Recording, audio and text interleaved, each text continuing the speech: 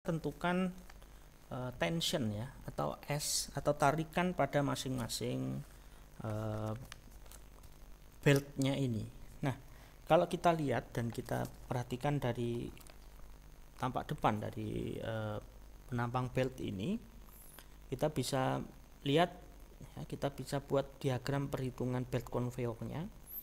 Oke, seperti ini. Kalau tadi conveyor itu berjalan ke arah ke sana, ya kan, atau V-nya ya tadi, barangnya ke sana tadi, berarti kita bisa tetapkan pertama berarti roller yang ini akan bergerak seperti ini, ya kan.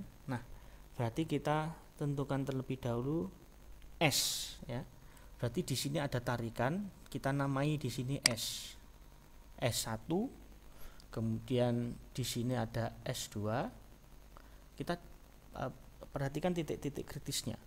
Kemudian ada S3 dan di sini ada S4. Ini adalah titik-titik tarikan-tarikan yang akan kita perhatikan atau yang akan kita hitung. Karena di sini dia narik kan, ya. Kalau kita putar, di sini ada tarikan S1, kemudian ada S2, S3 dan S4 atau tarikan beltnya. Kita anggap gesekan pada deflecting rollnya ya, pada masing-masing rollnya ini tidak ada. Ya, kita akan abaikan pada masing-masing rollnya. Nah, tarikan yang pertama kita hitung dari S1 ya, atau pada titik 1 lah istilahnya. Ini S1 itu ya pada titik 1, pada titik 2, pada titik 3 dan pada titik 4. Kita anggap sebagai tarikan S1 ya, tarikan pada S1, di mana tarikan S1 itu dia anggap sebagai tarikan yang meninggalkan pule. Kita anggap sebagai pule yang arahnya ke sana, berarti dia tarikan yang meninggalkan pule ini, atau pule penggeraknya kan, ini pule penggerak. Berarti kita anggap S1 ya, berarti tarikan pada belt ini ya S1 ya. Ini poin pertama, tarikan di titik 1 kita tulis S1. Kita simpan dulu untuk membuat persamaan-persamaan berikutnya. Kemudian yang kedua, tarikan pada S2 ya kan, atau pada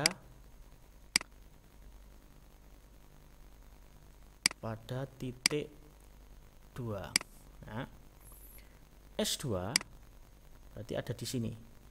S2 ini kita lihat, S2 itu kan lanjutan dari S1 ya. Berarti S2 S1 ditambah dengan W yang ada pada roller ya, yang ada pada roller pada sisi key B ya kan. Jadi pada sisi key B, berarti W kita anggap, kita tulis bebannya itu W1 dan 2, di mana S1 nya ini kita tulis saja dulu sebagai persamaan, ditambah dengan W yang dimaksud dengan W12 itu kan berarti yang membentuk apa saja, tebalnya beratnya belnya itu, berat bel pasti ya, berat bel ini yang membebani ketika kita menarik di titik S2 kan. Berarti berat Ki B, Ki kecil ya, Ki B ditambah dengan, kalau di sini S2 itu posisinya di bawah, kalau S1 kan masih di sini. Dia melewati berapa roll ini kan? Roll yang dimaksud adalah roll bawah. Ya kan? Berarti ditambah dengan tadi, kalau roll bawah apa? Ki aksen 2 P. Ya kan? Dikali dengan panjangnya dikali dengan W apa W? Silahkan Anda lihat pada tabel. Jadi nanti mungkin kalau ujian silahkan dibawa fotokopiannya, tidak apa-apa, sebagai referensi untuk menentukan W-nya ya. Silahkan nanti dilihat pada tabel koefisien tahanan belt ya, atau pada tabel 6.7 pada ya, yang ini ya, tabel 6.7 pada buku referensi, di mana itu menentukan karakteristik dari operasionalnya. Lagi-lagi kita memilih ya. Ingat, ini banyak pilihan. Kalau pilihan Anda dalam satu kelas itu sama, ketika menetapkan misalkan ini karakteristik kondisi operasionalnya pada tempat bersih, kering, tidak ada debu. Kalau Anda menggunakan flat idler, nilainya 0,018. Nah, karena di sini ini kita anggap sebagai operasionalnya ini di tempat yang panas, kan, di tempat industri ya. Kemudian ya kemungkinan ada debu yang sifatnya abrasif, kemudian udaranya lembab dan sebagainya, maka ditetapkan untuk faktor W-nya yang di sini ini adalah ya, ini kita masukkan terlebih dahulu S1, kita tulis saja S1 ditambah QB-nya tadi 4,2 ditambah 2,5 dikali panjang ya, L-nya ini 60 kan. Kalau di soal 60 meter ya berarti kita masukkan tinggal 60 meter. Tapi kalau di soal nanti menyebutnya senti ya kita rubah ke meter. Karena sudah meter berarti kita tinggal menuliskan 60 dikali dengan faktor W 0,022. Inilah lagi-lagi yang menjadikan desainer itu berbeda dengan yang lainnya. Desainer harus bisa melihat kondisi karakteristik dari operasional si ini bekerja pada lingkungan apa, di luar ruangan atau di dalam ruangan. Lagi-lagi ketika Anda menuliskan jawaban, meskipun itu nyontoh punya teman Anda, silahkan dicek ketika ada pilihan di tabel. Kalau Anda misalkan ada 10 pilihan, di situ Anda peluangnya misalkan 1/10, berarti Anda harus memilih dari satu.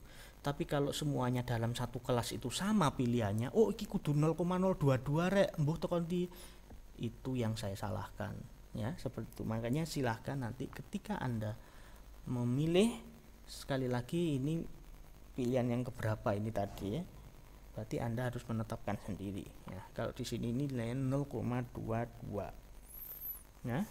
Kemudian kita hitung ya, hasilnya adalah S1 ditambah 9 kg. Dah cukup di sini dulu untuk S2 ya. Untuk S2 nya kita dapatkan persamaan S1 plus 9 kg. Kita simpan.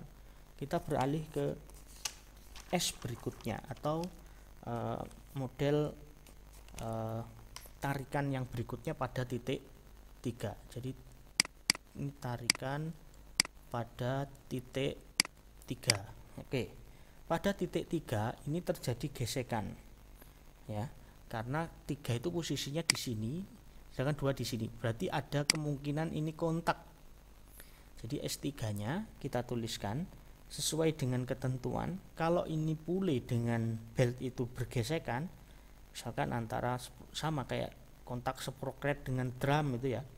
Ini ada ketentuan, misalkan S3 sama dengan ketentuannya ada nilai 5-7% yang harus dimasukkan. Jadi nilai S3-nya ini ketika melewati bagian yang bergesek ini ditambahkan nilai 5-7%. Jadi kalau misalkan nilainya S2-nya ya 1 ditambah dengan 5-7% ini kita anggap misalkan ambil aja 7%. 7% itu kan 7/100. Berarti kalau kita buat pecahan 0,07 ya kan, 0,07. S2. Jadi di sini 1,07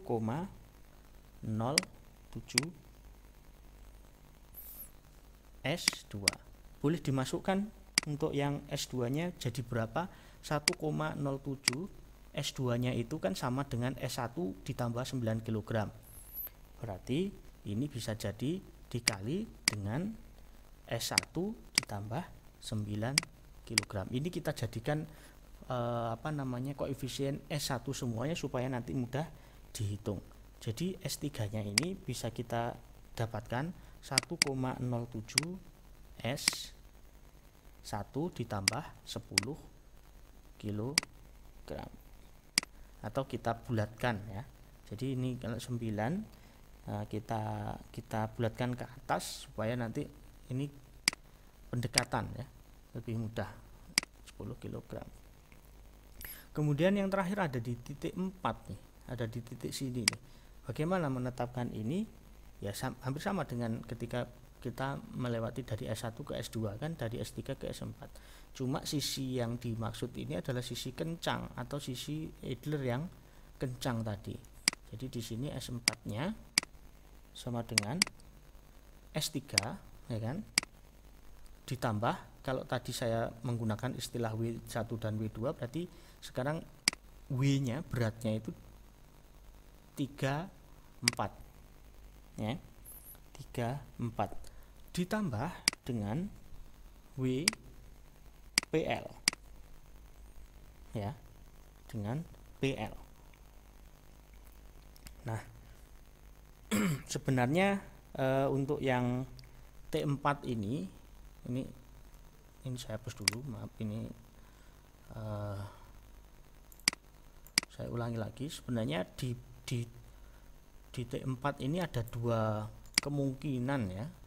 Jadi barang itu kan dari sini ya, dari sini dia bergerak V hingga di ujung di sini. Kalau kotaknya sudah ada di sini atau menjelang dia di sini jatuh, kan di soal tidak dijelaskan apakah jatuhnya itu karena ada sesuatu yang di sini kita buat model discharge plug-nya, atau dia memang jatuhnya dari ujung di sini. Nah, barang itu langsung jatuh. Jadi sebenarnya ada pernyataan kita anggap sebagai kasus 1 dan kasus 2. Lagi-lagi kita pilih di sini. Di soal tidak ditetapkan. Sebagai seorang desainer, kita pilih kalau kasus 1 itu menggunakan discharge plug, di sini ini ada mekanisme.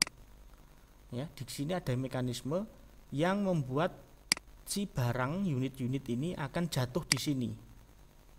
Ya, misalkan ada penghalang atau apa ya. Jadi tidak sampai menyentuh bagian dari, kalau di sini ini namanya yang tail pulley ya, di sini ada tail pulley. Jadi kasus pertama itu diberi penghalang sehingga dia jatuh, yang biasa disebut sebagai discharge plug. Kemudian kasus yang kedua, barang ini dibiarkan sampai ke tail pulley ya, ada istilah nanti dicari tail pulley. Berarti ini untuk yang kasus kedua, dia jatuh secara natural karena pulley-nya ya, karena di akhir atau di ujung pulley. Nah, biasanya konveyor yang seperti ini untuk material-material yang tidak memerlukan, atau mungkin material yang sifatnya tahan banting.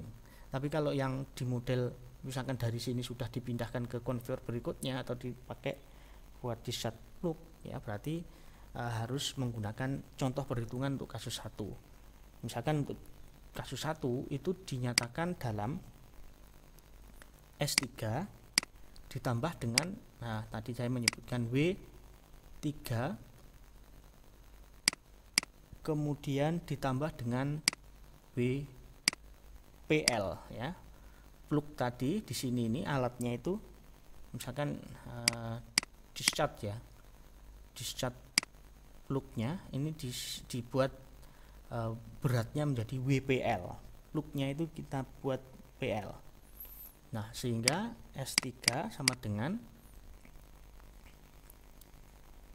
kita buka kurung ya, berapa jumlahnya tadi, kita kalikan 0,5 ya, kita kalikan 0,5 kecepatannya tadi ya, 0,5 dikali QB. Sekarang QB sama seperti ini, cuman kalau ini kan ada beban tambahan berupa box ini tadi yang dikirimkan, berarti kita gunakan parameter kecepatannya berapa dikali dengan QB ya, buka kurung lagi di sini, QB, Q kecil tadi, B ditambah dengan Q dikali dengan L1, karena L1 tadi berhubungan dengan seberapa panjang ya dari jarak idlernya ini ya tadi, dikalikan dengan mu.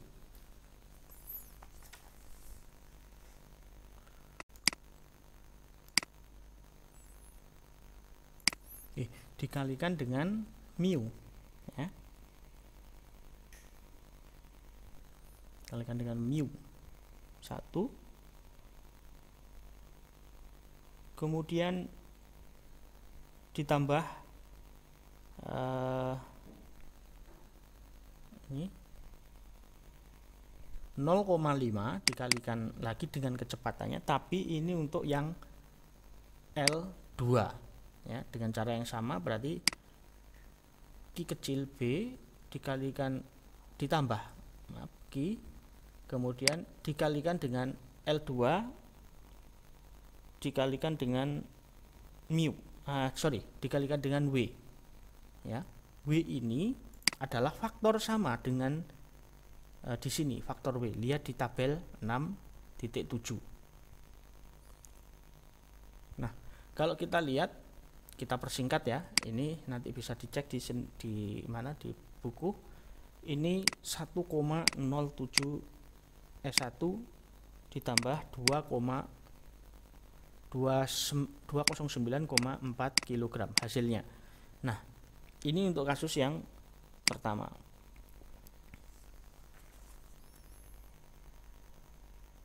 Untuk kasus yang kedua ya, untuk kasus yang kedua, karena kasus yang kedua ini adalah di mana barang yang dimaksudkan itu adalah jatuh secara natural di tel pule ya, seperti ini, maka S4 ya kita anggap sebagai ini tadi, ini tadi S4 ya. Untuk kasus ini adalah berarti kita gunakan S4 tadi ya. S4 sama dengan berarti S3 ditambah dengan, hanya sama seperti perhitungan pada perhitungan di S2 ya kan, hanya gini aja, berarti tinggal S3 ditambah dengan, kalau S3 nya ini di sini ini W nya ini komponennya adalah, ini plus, komponennya adalah 0,5, jadi 0,5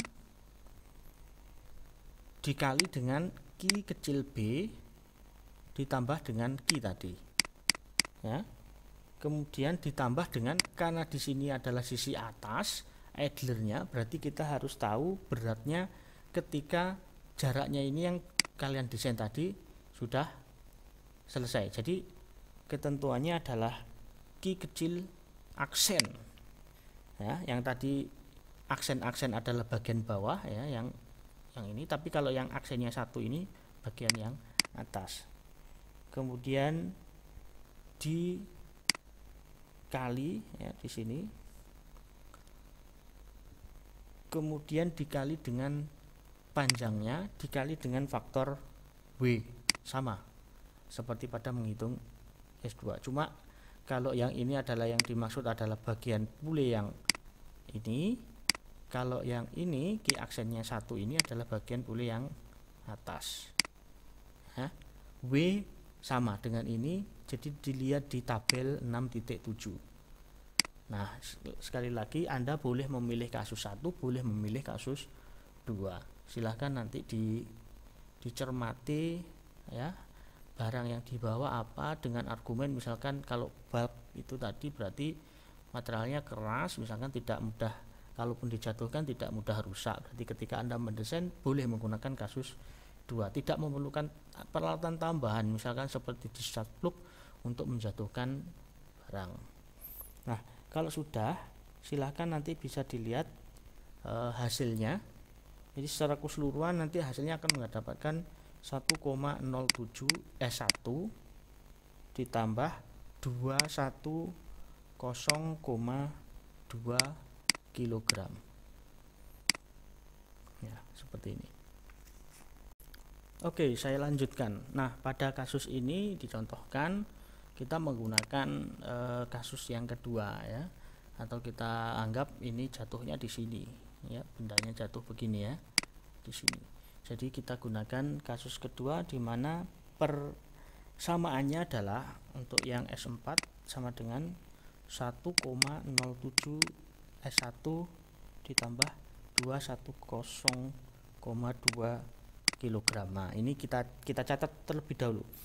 Nah, kita lihat berdasarkan hukum Euler ya. Anda boleh buka nanti di halaman berapa ya? Untuk hukum Euler di teorinya Anda bisa lihat halaman 140 ya. Ini wajib dicatat nanti halaman 140. Di situ bahwa ketentuannya ya, kalau ketika kita merancang ini kan ada sisi kencang dan sisi kendor ya. Jadi ada sisi tegang yang biasanya disebut sebagai ST ya. Kemudian ada ini tension ya. Kemudian ada yang SL yang slow ya, atau yang sisi kencang.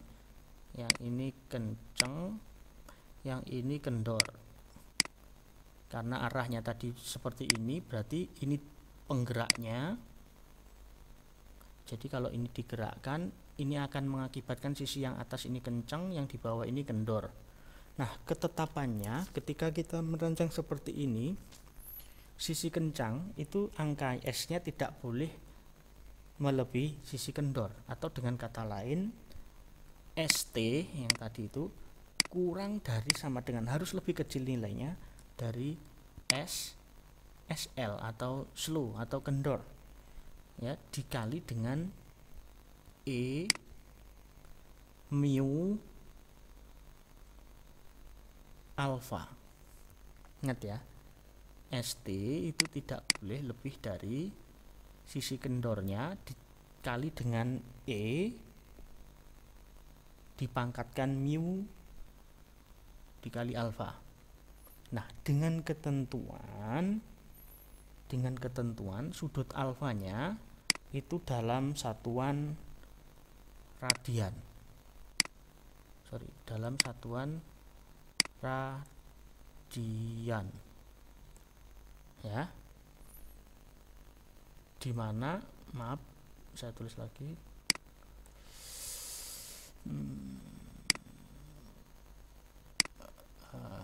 Susah. Bentar, saya tulis lagi, ini dalam bentuk radian ya. Kemudian diketahui satu radian ya, satu radian itu sama dengan 57,3 derajat ya, seperti ini. Ingat, ini dalam bentuk alfanya satuan radian ya. Kemudian E nya itu nilainya pendekatan ya, 2,718 tanpa satuan ya. Dengan faktor mu ini faktor gesek ya, faktor gesek boleh,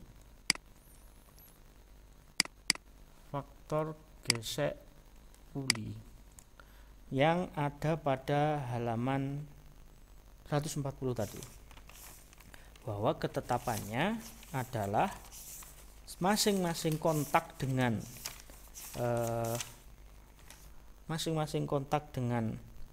material itu angkanya berbeda-beda, mulai dari 0,1 sampai 0,4. Ini tergantung nanti, sekali lagi, faktor desain Anda ketika memilih pule yang dimaksud nanti adalah pule yang berbahan apa, dengan kontak apa, pada lingkungan apa. Jadi sekali lagi Anda memilih 0,1, 0,2, 0,3 tergantung kamu. Ketika mendesain Anda dihadapkan pada kondisi apa. Makanya kalau di soal nggak ada, sekali lagi pilihan. Ketika Anda memilih, Anda pasti tidak akan sama dengan temannya. Jika sama, langsung saya coret. Ya, seperti itu. Artinya Anda tidak memikirkan atau tidak melihat ini dari mana kondisinya, ya. Atau mungkin karena kondisinya ini ada pilihan yang banyak, Anda memilih dengan temannya yang sama, berarti kelihatan bahwa itu nanti adalah hasil kerjasama, ya, seperti itu. Makanya mungkin silahkan dilihat di halaman 140, ya, seperti itu. Kemudian kita kembali lagi pada soal yang dimaksud di sini, ya. Berarti kita sudah punya tadi bahwa kita gunakan, ya, ST yang dimaksud di sini adalah ST tadi kan ada posisi 1, posisi 2, posisi 3, posisi 4. Jadi posisi ST ini ada di posisi 4 kan. Berarti kita bisa gunakan rumusnya tadi untuk mencari ST ini, ya, sama dengan yang dimaksud tadi S4 tadi, karena S4 itu posisinya di atas, jadi di sisi kencang, ya kan. Makanya ini jadi rumus yang pertama. Kemudian yang berikutnya kita nyari yang SSL kan. Berarti SSL-nya apa? Ya, kita cari juga di sini SSL-nya, ya. SSL tadi untuk yang sisi kendor kan rumusnya dikali dengan E, ya. Langsung aja tak tulis dulu E mu A misalkan, ya. Jadi SSL-nya dikali dengan E-nya tadi 2,718 dipangkatkan dengan, ya, kita lihat mu-nya kita gunakan apa. Nah, kalau di contoh soal antara puli besi tuang, ya, atau baja dengan kondisi udara lembab dan kotor, makanya dihasilkan mu-nya 0,2. Nah, sekali lagi ini harus sesuai dengan apa yang ada di kondisi di lapangan.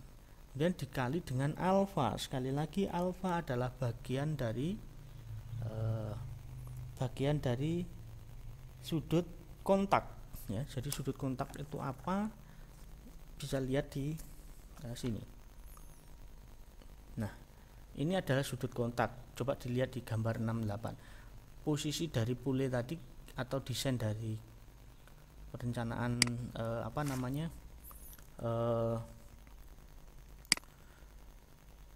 belt conveyor tadi, kita rencanakan modelnya mirip dengan ini kan.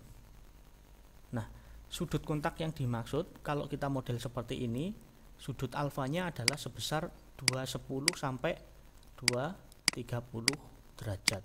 Ingat, ya, derajat. Sedangkan yang dimaksud tadi adalah radian. Berarti kita harus konversi nih. Kalau yang dimaksud di sini, ini apakah derajat atau radian? Nah, ternyata derajat. Berarti kita harus masukkan di sini nih, ya. Kalau yang kita pilih ini bukan lagi derajat, tapi titik-titik radian.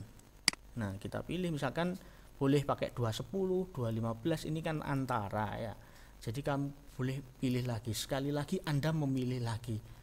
Sedikit sekali berpeluang untuk sama dengan temennya, ya. Sekali lagi perjalanan dari mulai mendesain awal dari sampai terakhir tadi, Anda dihadapkan pada beberapa pilihan yang memungkinkan Anda untuk tidak sama dengan temennya. Saya catat dan saya ingat, nanti ketika Anda mengerjakan UAS, kalau masih ada yang jawabannya sama, otomatis sudah langsung saya bagi nilainya, atau mungkin malah saya diskualifikasi, tidak saya nilai, ya seperti itu. Jadi silahkan nanti mungkin diperhatikan. Nih sekarang kita perhatikan di sini. Kalau kita perhatikan bagian yang dimaksud di sini adalah yang satuannya radian, maka kita pilih misalkan Anda menentukan salah satu dari itu ya, misalkan 57,3 dikali dengan, nah misalkan Anda pilih 212 derajat misalkan di sini, boleh 220, 230, 215 kan masih dalam range-nya ini. Misalkan kalau dipilih 212 berarti 212 derajat itu berapa radian ya, tinggal mengalikan kan, tinggal membagi tadi kan. Jadi 212 itu kalau satu radiannya tadi 57 ya berarti silakan Anda gunakan 212 ya, 212 derajat itu dibagi ya, silakan bagi 212 derajat itu berapa radian kan gitu ya. Nah setelah kita bagi ketemu 3,7, jadi 3,7 radian. Jadi inilah yang kita masukkan di dalam rumus ini. Nah berarti ini dikali dengan 3,7, bukan derajatnya. Nah seperti ini. Setelah kita kalikan jadi ketemu di sini SL nya dikali dengan ini, kalau kita pangkatkan ya silakan nanti bawa kalkulator, boleh 2,8 sesuai dengan yang ada di buku ya. Nah, sehingga bisa dikatakan bahwa 2,08 SL ya kan. Nah dari dua persamaan ini ya, dari dua persamaan ini kita bisa gabungkan untuk mencari SI atau S1, maaf. Berarti kan 2,08 ini kan sama kan, SSL ini kita ganti dengan S1 karena S1 itu ada di bawah. Sisi kendor kan S1, sisi kencang kan S4 ya kan. Berarti kita gunakan persamaan S208 S1 ya, ini harus lebih besar dengan 1,07 S1 plus 210,2. Kenapa ini? Karena ini kan sama dengan S4 ya kan, ini kan sama dengan S4 ini yang pertanyaan ini ya kan, S4 1,07 S1 2, supaya bisa dioperasikan S1 nya kita kumpulkan dengan S1. Jadi kita operasikan ya, S1 nya sama dengan berapa ya, ini dibagi kan, berarti hasilnya 208 kilo. Nah kemudian S1 dapat, kita masuk di persamaan yang tadi, kita 4 persamaan tadi, S2 nya ketemu, S2 nya berapa ya, S2 nya kan tadi 208 ditambah 9 ya, berarti kan S2 nya kan 208 S2 nya kan S2 tadi kan sama dengan S1 ditambah 9 ya, berarti 208 ditambah 9, jadi S2 nya berapa ya, ketemu 217 kg. Nah seperti ini. Kemudian S3 juga bisa dicari, kalau S2 nya sudah diketahui berapa ya, S2 nya ya 1,07, maaf,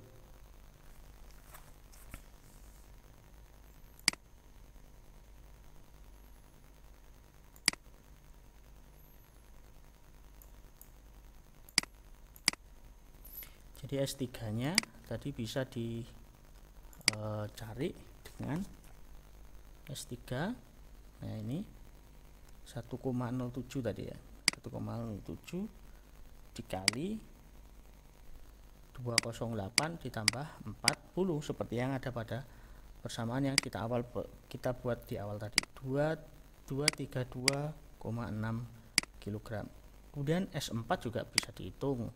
Tadi kita punya persamaan 1,4 kali 208 ditambah 210,2, hasilnya 432,8.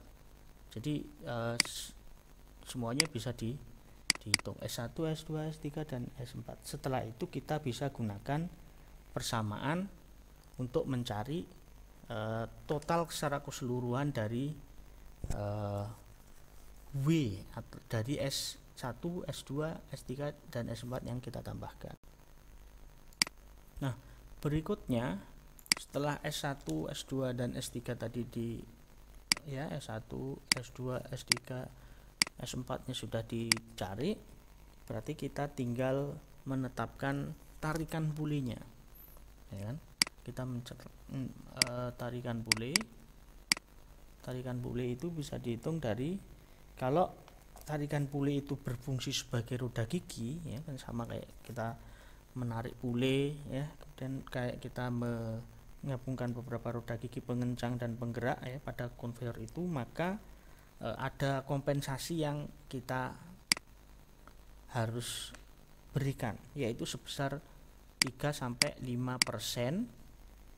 dari jumlah tegangan, ya, dari jumlah tegangan. Jadi jumlah tegangan itu ada pada S1, S2, S3, dan S4 nya tadi, yang dinyatakan dalam WDR,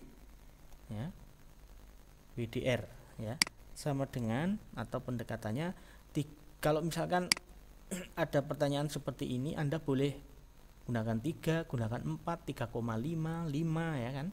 Kalau di sini kita menggunakan 3, berarti 3%. 3% itu kan sama dengan 0,03, ya, dikali dengan, ya, kita lihat yang menyebabkan tegangan efektif, ya, yang menyebabkan tegangan yang menyebabkan dari sisi tegang, ya, itu adalah S4. S4 kan tadi ada di sini nih, bulenya bergerak ke sini, di sini ada S1, S2, dan S3. Nah, yang saling berhubungan adalah ini dan ini. Ini ya, karena bagian yang S4 ini adalah bagian yang kencang, yang tadi disebut ST, yang ini adalah SSL tadi. Bagian yang kita perhatikan adalah berarti S4 ditambah dengan S1, atau dengan kata lain, ini 0,03,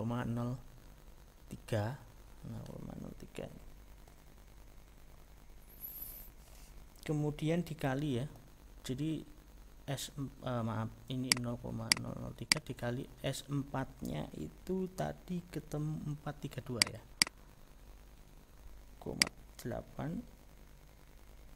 ditambah 208, ya, kurang lebih hasilnya 19,2 kg.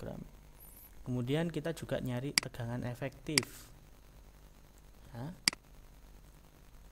Jadi tegangan efektif dihitung dari W0 sama dengan S4 dikurangi S1 dikurangi hasilnya WDR itu tadi. Hasilnya sama dengan 432,8 dikurangi 208 ditambah 19,2, hasilnya 244. Ini tegangan efektifnya. Nah, setelah kita gunakan kita ketahui daya efektifnya, tegangan efektifnya, baru kita bisa mencari daya motor. Daya motor itu bisa dicari dengan menggunakan, ya, ini daya motor itu N sama dengan W0 dikali V dibagi 102, ya. Ini sebagai kompensasi dari satuan, nanti kita gunakan satuan watt, dari joule ke watt. Jadi kita gunakan nanti di sini kilowatt. Makanya dikalikan 102 dikalikan dengan apa? Efisiensi. Dikalikan dengan efisiensi. Ya, dikalikan dengan efisiensi. Nah, kita gunakan W0-nya tadi kita gunakan 244 ya ketemunya. 244 dikali dengan kecepatannya tadi 0,5 dibagi dengan 102 dikalikan dengan efisiensi. Nah, efisiensi ini Anda bisa lihat karena di soal tadi tidak menyebutkan apakah menggunakan flexible coupling, reducernya itu menggunakan spur gear atau menggunakan equalizing coupling ya, atau mungkin malah menggunakan pulley ya, penggeraknya itu. Anda bisa cek ya, nilai efisiensinya berapa. Ya, misalkan pada masing-masing itu punya efisiensi sendiri yang bisa Anda kalikan dari masing-masingnya itu. Misalkan kita gunakan 0,98 aja lah efisiensinya. Ada contoh di soal, silahkan nanti dibuat referensi. Kita harus memilih apakah semua yang menjadi penggeraknya itu menggunakan spur gear atau apa. Kalau spur gear itu nilainya 0,96. Tapi kalau misalkan saya menggunakan flexible coupling berarti 0,98. Maaf, ini 98. Ya, seperti ini. Jadi hasilnya motornya kalau kita kalikan 1,5 kW. Jadi perjalanannya cukup panjang dan banyak pilihan. Namun apabila Anda mendapatkan hasil ini kan semuanya tadi ada yang pendekatan ya. Jadi ini pun juga pendekatan. Jadi nilainya nggak sama persis dari satu orang ke orang yang lain. Jadi ada kemungkinan ini karena mempunyai pendapat berbeda ya silahkan. Nah, tapi kalau hasilnya sama dari nilai hasil ujiannya nanti sudah dipastikan, saya akan lihat.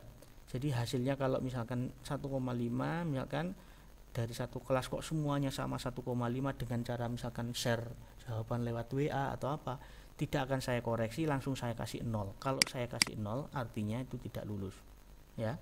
Jadi mohon diperhatikan karena ini mendesain saya hanya bisa merencanakan dan memberi arah pengertian dan penjelasan yang ada pada contoh soal yang sudah saya jelaskan ini. Silahkan nanti dipelajari sendiri. Apabila ada kesulitan boleh bertanya. Sekian dari saya akhiri. Assalamualaikum warahmatullahi wabarakatuh.